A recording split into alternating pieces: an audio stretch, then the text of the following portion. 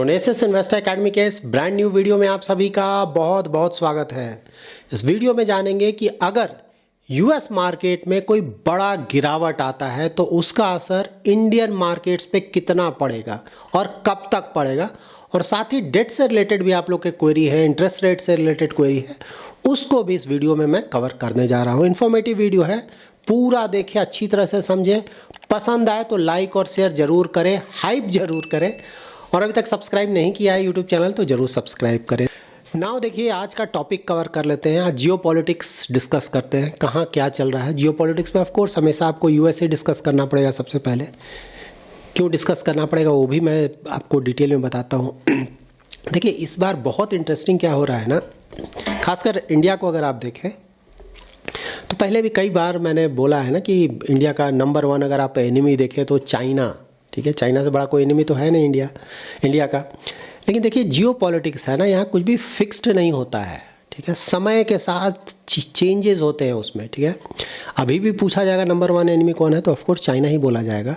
लेकिन एक बहुत बड़ा चेंज हुआ है इधर लास्ट फ्यू मंथ से, वो ये हुआ है कि यूएस लास्ट 20-25 ईयर्स अगर आप देखें ना तो हमारा टर्म्स बहुत इंप्रूव हुआ है, ठीक है। यूएस से पहले कोई खास नहीं हुआ करता था, यूएस से हमारा हमेशा ही प्रॉब्लम रहा है, ठीक है, ये हमेशा ध्यान में रखें। बट हाँ, लास्ट 20-25 ईयर्स में बहुत दोनों तरफ से काफ़ी एफर्ट लगाया गया और हमारा टर्म्स बहुत इंप्रूव हुआ था, ठीक है। लेकिन पूरा का पूरा एफर्ट डोनाल्ड डक ने पूरा बर्बाद कर दिया विद इन फ्यू मंथ्स, ठीक है। और यहाँ पर सरप्राइजिंग ये है कि जब ये डोनाल्ड डक आए थे ना एज अ प्रेसिडेंट, तो उस समय बहुत उम्मीद लगा था, मतलब मैं भी ऑप्टिमिस्टिक था ना कि भाई लगता है, क्योंकि फर्स्ट टर्म में अगर आप देखें ना तो टर्म्स बहुत अच्छा हुआ था इंडिया के साथ। पाकिस्तान के साथ उनका टर्म बहुत ख़राब हुआ करता था, ठीक है।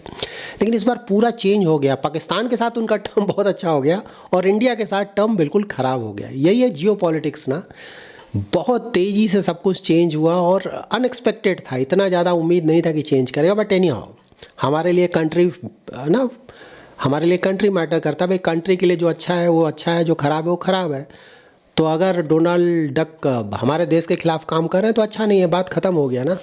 तो एनी हाउ देखिए, डोनाल्ड डक के बारे में मैंने हमेशा बताया है ना कि डोनाल्ड डक का जानते हैं, अगर नंबर वन प्रायोरिटी पूछा जाए ना उनका क्या है, ऑफकोर्स वो बोलेंगे नहीं, लेकिन जो कर रहे हैं उसको देखकर उनका नंबर वन प्रायोरिटी है कि यूएस को कितनी जल्दी से जल्दी बर्बाद किया जाए। यूएस इकोनॉमी को पूरी तरह से वो चाहते हैं कि इसको ख़त्म कर दिया जाए। यूएस इकोनॉमी देखिए, पहले भी बहुत सारे उसमें प्रॉब्लम्स हैं, तो उसका नीचे जाना कोई बड़ी बात नहीं है ना। 10-15-20 ईयर्स में वो ऐसे भी नीचे जाता, लेकिन डोनाल्ड ट्रंप ट्राई करेंगे जो 10-15-20 ईयर्स का जो लंबा समय लगता है इसको नीचे ले जाने में ना, उसको ट्राई करेंगे 5-10 ईयर्स में ही बिल्कुल नीचे ले जाया जाए, ठीक है। मैं ऐसा क्यों बोल रहा हूँ, ठीक है। तो ये अगर ये सब बेसिक चीज़ें अगर आप समझ लेंगे तो आप अच्छी तरह से समझ पाएंगे कि इंडियन स्टॉक मार्केट पे क्या असर पड़ेगा। इसलिए थोड़ा बेसिक्स पहले हम लोग कवर कर लेते हैं। तो देखिए, यूएस इकोनॉमी अगर आप देखेंगे ना, उन्होंने क्या बोला कि भाई यूएस को मैं ग्रेट बना दूंगा, ठीक है। अब यूएस को क्या ग्रेट बनाएंगे, ठीक है ना, यूएस ऑलरेडी बहुत ज़्यादा ग्रेट है, ठीक है। यहाँ से ज़्यादा ग्रेट क्या बनाएंगे, कुछ डेटा ये सब कई बार मैंने पहले भी दिया है, फिर से एक बार जिनको पता नहीं है इसके बारे में, देखिए उनका जो जीडीपी है ना वो 30 ट्रिलियन यूएस डॉलर्स के पास आ चुका है। 30 ट्रिलियन यूएस डॉलर्स वर्ल्ड में सबसे ज़्यादा, ठीक है। चाइना सेकंड नंबर पर 20 के आसपास, बहुत पीछे है, और थर्ड फोर्थ तो खैर कहीं कोई है ही नहीं, बहुत नीचे आ जाते हैं, फिर 5 ट्रिलियन आ जाता है, ठीक है जीडीपी। एक्सपोर्ट अगर आप देखेंगे आगे, गुड्स देख लेते हैं 2024, उनका एक्सपोर्ट है 2 ट्रिलियन यूएस डॉलर गुड्स का, इंपोर्ट है 3.27 ट्रिलियन यूएस डॉलर्स, और गुड और सर्विसेज दोनों मिला दे तो अगर आप एक्सपोर्ट का तो 3.23 ट्रिलियन यूएस डॉलर्स है। और अगर इंपोर्ट में आप फिर से गुड्स और सर्विसेज मिला देते हो तो 4.14 ट्रिलियन यूएस डॉलर्स का इंपोर्ट है। इतना बड़ा प्लेयर है, ठीक है।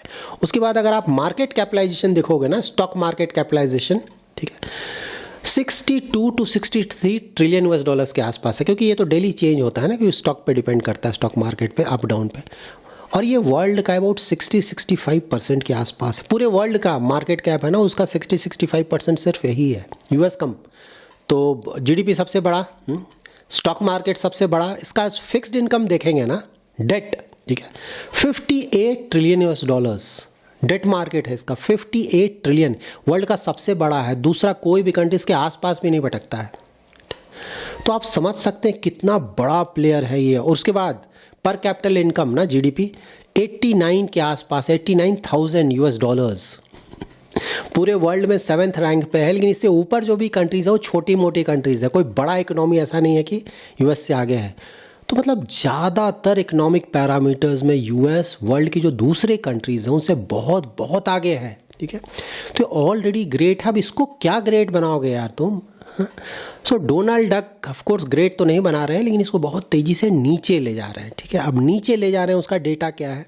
यूएस का अगर आप टोटल डेट देखेंगे ना तो अबाउट 37 ट्रिलियन यूएस डॉलर्स के आसपास हो चुका है, ठीक है।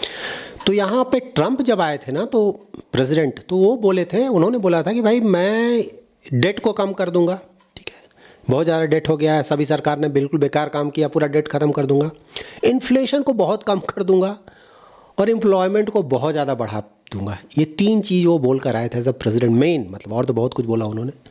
और इन तीनों फ्रंट्स पे बुरी तरह से फेल हो चुके हैं, और इतना ज़्यादा फेल हुए हैं कि आने वाले समय में इन सभी चीज़ों को और ज़्यादा ख़राब कर देंगे, जिसके कारण यूएस इकोनॉमी में बहुत ज़्यादा प्रॉब्लम आएगा।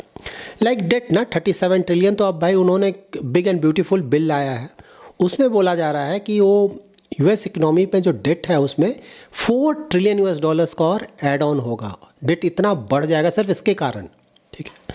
और ये 10 ईयर्स का फिगर है, लेकिन हाँ 4 ट्रिलियन 10 ईयर्स में बहुत ज़्यादा होता है ना। तो ये बढ़ाने का ट्राई करेंगे इसको और ज़्यादा। और मतलब डेट का सिचुएशन मैंने पहले भी आप लोगों को बताया था ना, जैन 2024 में 34 ट्रिलियन था उनका डेट। जुलाई 2024 उसी साल 35 ट्रिलियन हो गया, और उसका नवंबर उसी साल 2024 में ये 36 ट्रिलियन हो गया, ठीक है।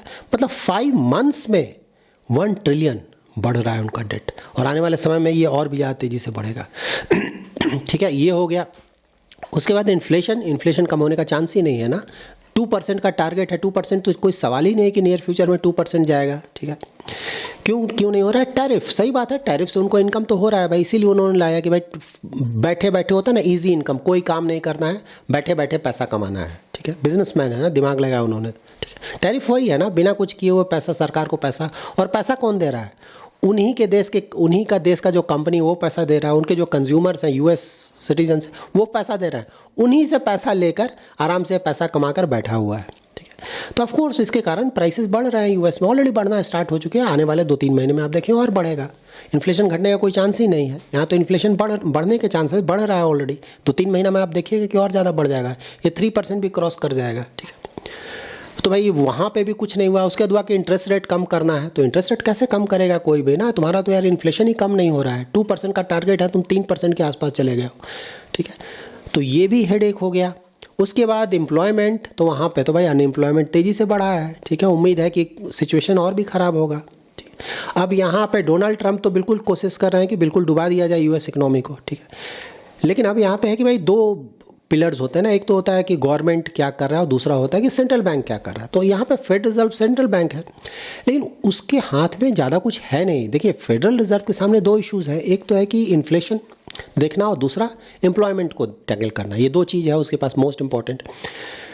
तो देखिए यहाँ पे क्या हो रहा है कि इन्फ्लेशन धीरे धीरे बढ़ रहा है या फिर बढ़ने का खतरा आ रहा है, और अनएम्प्लॉयमेंट जो है वो भी बढ़ने का खतरा आ रहा है, ठीक है।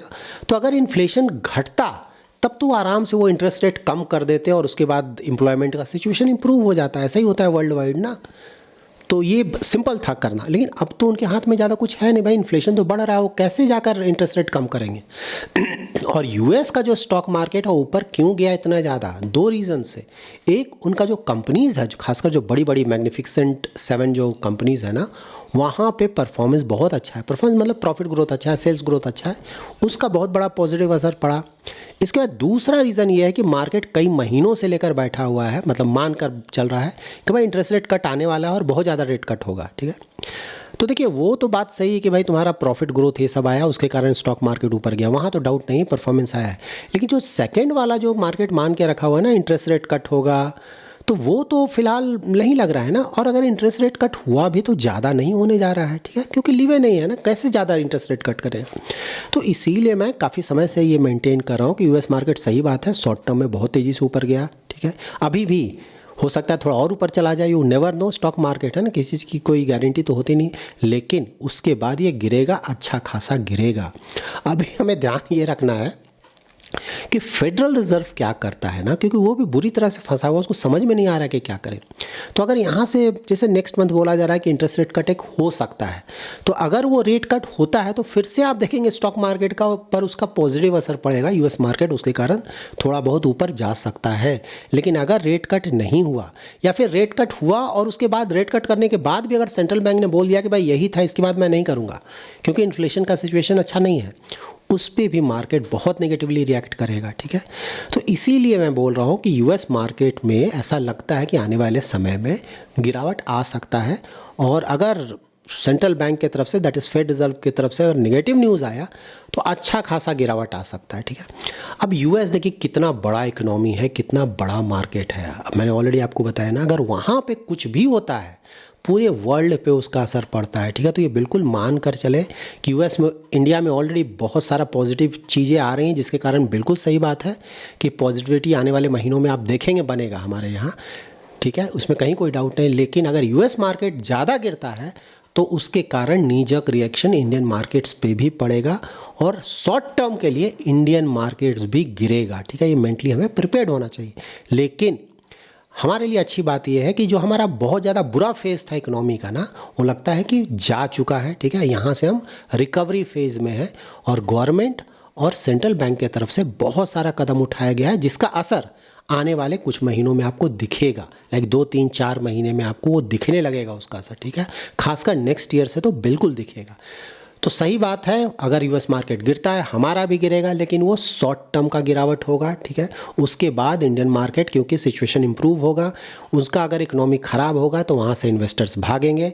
तब तक इंडियन इकोनॉमी के हालात थोड़े इंप्रूव हो चुके होंगे, तो जो इन्वेस्टर वहाँ से भागेंगे उसका एक हिस्सा इंडिया में भी आने का चांसेस हो जाएगा, जो कि इंडिया के लिए शॉर्ट टर्म के लिए नेगेटिव होगा, लेकिन मीडियम टू लॉन्ग टर्म के लिए पॉजिटिव होगा। इसको हमें इसे ऐसे देखना चाहिए। अब डेट रिलेटेड आप लोग का कुछ क्वेरी था। देखिए, इंटरेस्ट रेट इंडिया में ज़्यादा नहीं घटेगा। मैं कई महीनों से, मतलब अब तो 2-3 महीने से मैंने पहले बोल दिया ना, गिल्ट ये सब तो मेरा थोड़ा बहुत इन्वेस्टमेंट था, कब का मैं बेच कर निकल गया है, तो मैंने पहले ही आप लोग को बताया। देखिए, वीडियोज़ देखते हैं ना तो डेली ट्राई करें, थोड़ा देख लेना, मतलब 10-15 मिनट का वीडियो अगर आप सही में फॉलो करना चाहते हैं तब। अब आपने वीडियो एक देखा, कुछ सुना, उसके बाद 2-3 महीने के बाद आप वापस आए तो सब कुछ जा चुका है ना। 2-3 महीने में तो बहुत कुछ हो जाता है इवेंट ना, तो ट्राई करें, रेगुलरली फॉलो करें ताकि आपको जानकारी मिल सके। इंटरेस्ट रेट देखिए इंडिया में बहुत ज़्यादा था नहीं। ठीक है, पहले बहुत ज़्यादा हुआ करता था तो बहुत ज़्यादा इंटरेस्ट रेट कट हुआ करता था। इस बार ज़्यादा था नहीं, इसलिए लिमिटेड कट हुआ, 100 बेसिस पॉइंट। यहाँ से ज़्यादा कितना होगा, 25 बेसिस पॉइंट, बहुत ज़्यादा हुआ 50 बेसिस पॉइंट्स, उससे ज़्यादा तो कोई चांस ही नहीं है ना रेट कट यहाँ से। तो इसीलिए इंटरेस्ट रेट ज़्यादातर जो कट होना था हो चुका है, यहाँ से कोई खास एक्सपेक्ट ना करें। ठीक है, तो यहाँ से डेट मैंने हमेशा बताया है, वेरी शॉर्ट टर्म के लिए लिक्विड फंड, थोड़ा ज़्यादा होराइजन हुआ ना 6 महीना 1 साल, अल्ट्रा शॉर्ट टर्म, और उससे ज़्यादा शॉर्ट टर्म डेट फंड। ये डिस्कशन खत्म हो जाना चाहिए यहाँ पे डेट का। अगर आप बहुत ज़्यादा रिस्क लेना चाहते हैं तब जाकर गिल्ट, डायनेमिक बॉन्ड फंड, ये सब होता है। लेकिन गिल्ट फंड आप तब इन्वेस्ट करते हैं जब इंटरेस्ट रेट बहुत ऊपर हो, वहाँ से गिरने के चांस हो। तो ये तो बहुत ऑलरेडी डाउन हो चुका है ना, यहाँ से ज़्यादा गिरने नहीं जा रहा है, तो इसलिए गिल्ट फंड में कोई बहुत ज़्यादा यहाँ से रिटर्न एक्सपेक्ट करना सही नहीं होगा। डायनेमिक बॉन्ड फंड देखिए सुनने में अच्छा लगता है कि इंटरेस्ट रेट के आधार पे वो ड्यूरेशन चेंज करेंगे, लेकिन परफॉर्मेंस देखेंगे तो कोई खास परफॉर्मेंस नहीं आता है डायनेमिक बॉन्ड फंड्स को। इंटरेस्ट रेट को भी सही से पता लगा पाना कि मूवमेंट ऊपर जाएगा नीचे जाएगा आसान नहीं है, एक्सपर्ट्स के लिए भी बहुत डिफिकल्ट है। ठीक है, तो आइडियली वैसे इन्वेस्टर्स को जिनको इंटरेस्ट रेट मूवमेंट का अच्छा आइडिया नहीं है, उनको इन चक्करों में नहीं पड़ना चाहिए। सिंपल रखें, मैंने हमेशा बताया यहाँ पे महान ना बने, सिंपल रखें, उसी में आपका भला है। So that's it in this video. अगर आपको ये वीडियो पसंद आया है तो जरूर लाइक एंड शेयर करें। पहली बार हमारे यूट्यूब चैनल पे आए हैं तो चैनल को जरूर सब्सक्राइब करें। Thanks lot for watching.